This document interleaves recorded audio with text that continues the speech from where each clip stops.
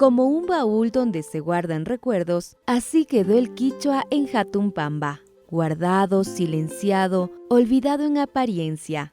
¿Qué motivó a los comuneros de Llano Grande a dejar de usar su lengua? ¿Cómo se ha vivido ese silencio? ¿Y cómo se empieza a recuperar esa memoria? Hablar de Llano Grande es como abrir un libro de historia que aún respira. Cada camino de tierra, cada montaña y cada quebrada guarda las huellas de los pueblos que la habitaron, aquellos que hoy conocemos como Quito Cara. Las investigaciones de los señoríos étnicos de Quito nos cuentan que Llano Grande pertenecía al anejo de Zambisa.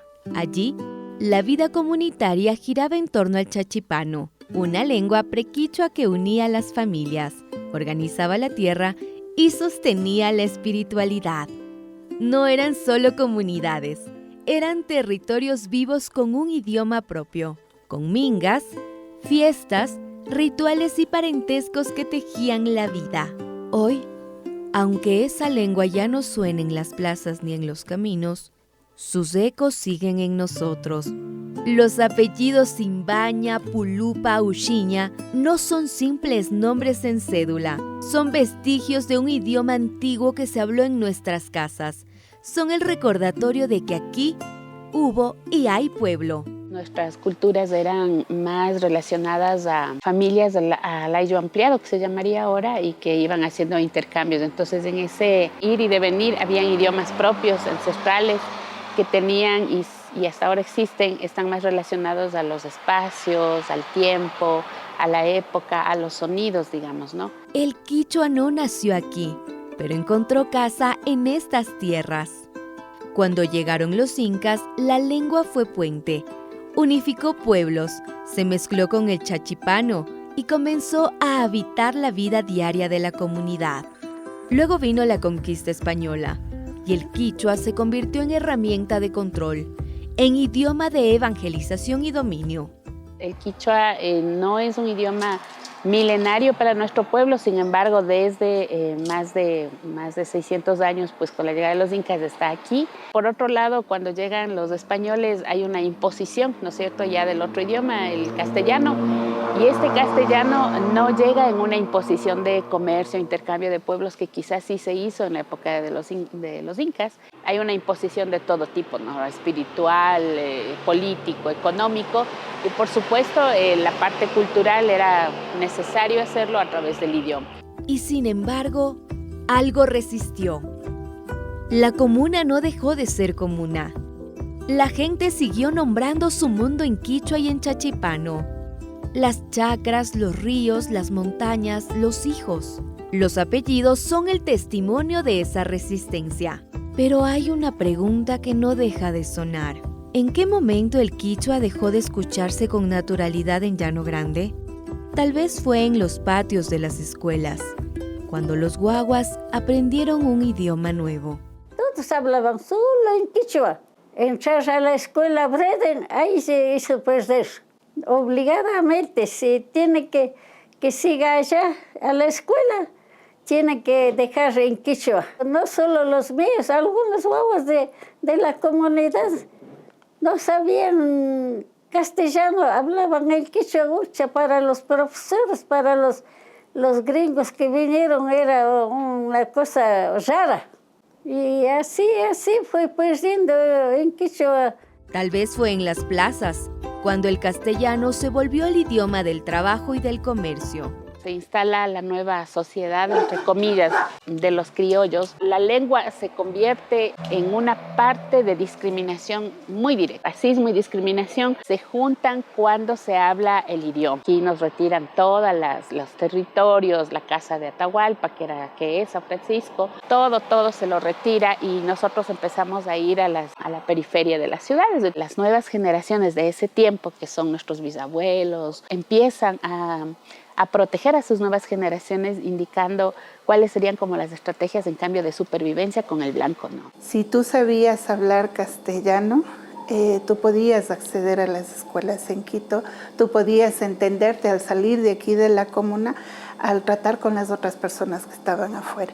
Empezaron así a entender las cosas y a migrar el hablar el quichua. Una de las partes es la fundación. La otra, entiendo yo que es la desesperación de nuestros abuelos de poder encajar afuera y poder tener un recurso económico fijo, se podría decir, que no dependa solamente de los sembríos que tenían aquí. Con más hijos, con más niños que mantener, con más bocas que mantener, como sabía decir mi abuelita, había que buscar el ingreso de otros lados. Y ahí empieza la desesperación de encajar, era hablar castellano, o sea, no el quichua, porque primero no te entendían. Segundo, al no entenderte, te discriminaban totalmente. Quedabas aislado de todo el conjunto que se mueve en el centro de Quito. Tal vez fue en las casas, cuando el miedo al castigo hizo que las madres callaran su lengua, para que sus hijos no sufrieran. La escuela directamente no decía, ¿no? Tiene que dejar de hablar. Pero ellos, así como que intuitivamente nos dijeron, papá dijo, si vas a irte a una escuela de gringos donde no hablan quichua, entonces, ¿para qué? Así, eso es lo que mi padre me explicó cuando tenía, yo que sé, unos 85 años más o menos, y estaba consciente. Entonces, yo tengo esa información directa de papá, que él me dijo que el hecho de nosotros mandarnos a esta escuela que vino acá a la comunidad hizo de que ya nuestros padres no nos exijan o no vean necesario que nos sigan enseñando o hablemos quichua. Desde yo le decía a mi mamita, no hable en quichua porque escuela está diciendo que los que siguen hablando en quichua no van a aprender a leer. Cuando yo fui pequeño y soy la primera nieta de parte de mi mami, quise empezar a hablar lo que mis abuelitos decían. Fue las únicas veces que yo le vi a mi abuelito enojado y dijo, no, Charo, no le dejes que la guagua hable eso. Y yo de pequeña no entendía por qué. Y ahora digo, o sea, si ellos venían de ser discriminados, rechazados y estafados por hablar quichua, a los guaguas que no aprendan, para que no les pase eso. Sea cuando sea, el silencio se instaló. Es el hecho de que nuestros abuelos y nuestros padres fueron a trabajar en la ciudad. Bueno, todos conocemos que nuestros primeros trabajadores en la ciudad y las personas que barrieron la ciudad y limpiaron la ciudad son nuestros abuelos, no solamente de la comunidad de Llano Grande, sino desde Zambisa, Oyacoto, todas las comunas de Calderón. Fue allá por los años 60 cuando los guaguas de la comuna entraron por primera vez al sistema educativo formal. Primero entra al Ecuador una misión evangélica con misioneros de la Iglesia Brethren, que venían de algunas regiones de los Estados Unidos, pero entonces lo que primero entra es más bien la iglesia. Luego decide la iglesia, ya con la perspectiva de la misión que tenían, formar la Fundación Brethren, mientras que la Brethren sigue teniendo como una misión mucho más religiosa de evangelización y también de educación. Y entonces el objetivo en estos dos asentamientos primarios que fueron la comuna de Llano Grande y la comuna de Picalquí en Pedro Moncayo era evangelizar en primer lugar y en segundo lugar formar como una especie de escuelas de semi-internado y a veces de internado completo, pero que otorguen facilidades de educación a los más marginados, digamos a niños y niñas de comunidades campesinas, de comunidades alejadas, porque sabíamos que tanto Llano Grande como Tabacundo eran zonas bastante deprimidas socialmente, económicamente. Sexto grado de escuela que salimos, nosotros salimos agrónomos, porque desde el inicio, desde que entrábamos a primer grado en ese entonces, nosotros nos hacían agarrar en horas de agricultura, a pala, pico, asadón, para labrar nuestro propio huerto y cultivar nuestra propia comida, porque incluso de lo que se cultivaba, nos daban de almorzar en la escuela. Aparte de eso, nos enseñaban la agricultura, cómo sembrar lechuga, col. Teníamos una parcela cada niño atrás de la escuela Brethren. Un modelo eurocentrista, un sistema ajeno que hablaba un idioma distinto que traía a otro mundo. En la Fundación Brethren recibían regalos que ellos nunca habían visto y cosas que les quedaban bien. Mami dijo, ahí conocí yo el primer par de zapatos que tenía correíta con lacito y el primero que me quedó bien, que eran suaves, que eran bonitos, los vestidos, las blusas, los sacos. Ahí se empezó a dejar de hablar el quichua. En el caso de la comuna de Llano Grande se instalan una forma de educación además muy violenta. Muchos hablan, los mayores sobre todo, de esta educación de la letra consangrenta, que era un eslogan de la escuela que ahora pues ya no existe ahí en los talleres al frente. Y luego viene la educación de las Madres Lauritas, de la Fe y Alegría, que si bien es cierto, ellos en cambio tienen un componente de caridad, de misericordia, de protección. No es bajo un respeto de equidad, ¿no? O sea, de mirarles a la comunidad como igual, sino a esa comunidad desprotegida, acabada, empobrecida, en donde las Madres Lauritas pues vienen e instalan a través de la Escuela Fe y Alegría, y eso es en todo el país, dando la educación cristiana como para recuperar la bondad, la reciprocidad, pero en el sentido cristiano, y entonces tampoco se habla del tema del quichua. Luego viene con el evangelismo la Escuela Brethren, que empieza a ser como ya el tema de la dignidad de la vida, pero basada en la economía propia. Entonces, por ejemplo, ahí sí hay una profundización de la vida comunitaria, de destacar algunas cosas importantes de la comuna, pero todavía no hay un tema del quichua como parte central. Pero la memoria no muere, solo duerme.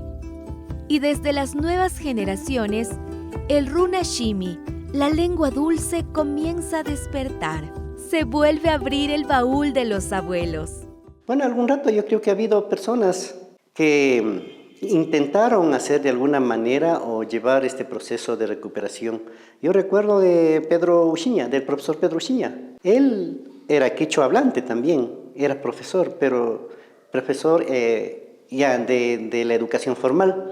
Y no creo que tuvo el suficiente apoyo o el suficiente interés de la gente como para pensar en en implantar educación bilingüe aquí en la comunidad.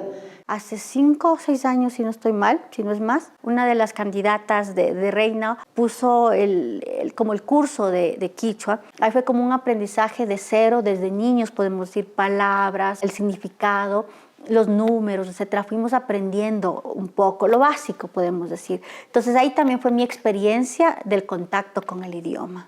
Chaita imaginas nin. Anaco. Chaita imaginas nin.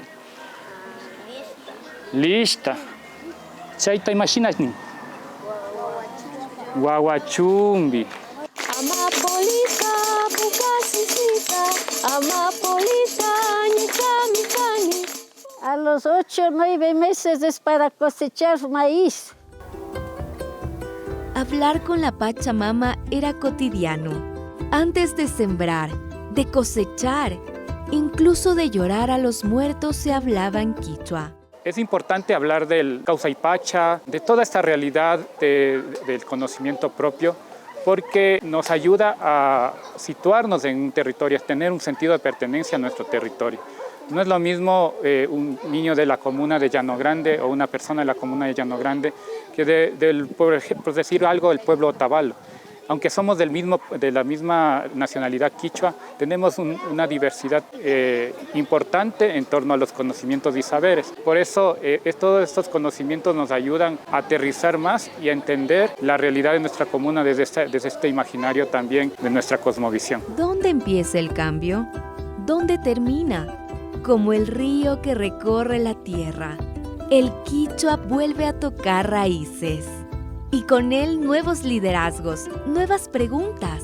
La primera acción prioritaria creo que es aprender yo. Nosotros que estamos ahora y estamos dándonos cuenta de esta realidad, de una falencia que estamos teniendo hoy, empezar por mí. Si yo empiezo a hablar quichua en la casa, todos van a empezar a escucharme y tal vez por obligación a tratar de entenderme lo que yo estoy diciendo. Pero si solo me quedo en que no hablamos, en que qué pena, en que se está perdiendo, no pasa nada. O sea, quedamos en la misma historia, seguimos encarrilándonos en el mismo tren de no saber y de no hablar. El transcurso de los años se ha ido perdiendo bastante el tema del idioma, el apropiarse en estas cosas. Yo siento que no va a ser muy positivo. El idioma, ya como tú decías, se va perdiendo con los abuelitos y si no se hace algo en este transcurso, yo creo que se va a ir perdiendo en todo el proceso y eso es muy, muy triste en el tema de idioma y creo que sí hay que hacer alianzas muy, muy fuertes. Hay que motivar, hay que hacer algunos incentivos, pero una motivación para que se incluya estas partes culturales dentro de las actividades que realiza la comuna. Es importante trabajar el quichua con los guaguas porque en estos procesos de revitalización de nuestra identidad como pueblos originarios, los guaguas son justamente esa semilla de ese espacio intergeneracional que necesitamos fortalecer. Son unas nuevas generaciones que permitirán que las comunas y comunidades, los pueblos originarios puedan tener una perspectiva diferente de cara a los derroteros que en la actualidad estamos viviendo como planeta, como sociedad y como civilizaciones. Más bien los cabildos, aprovechando de que ahora tienen un rango súper especial desde la Constitución como autoridades jurisdiccionales, deberíamos hacer un proceso o una propuesta de que el quichua sea parte o sea incluido en el pensum de estudios de las escuelas, sin necesidad de que sea un intercultural bilingüe. Mi mensaje para los niños y los jóvenes sería que no se dejen engañar, que traten de leer cuál es nuestra historia, que vean lo maravilloso que es, por ejemplo, dentro de nuestra cultura, toda la serie de seres espirituales e imaginarios que son parte de la naturaleza y de nuestro espíritu. Pero en 10 años debe haber una generación muy, muy sensible, muy consciente, como la ha habido en esta generación del bordado, de los temas medioambientales de esta generación, que seguramente hace 10 años, hace 15 años, estuvieron haciéndose estas preguntas, ¿no? Y que ahora toman acción.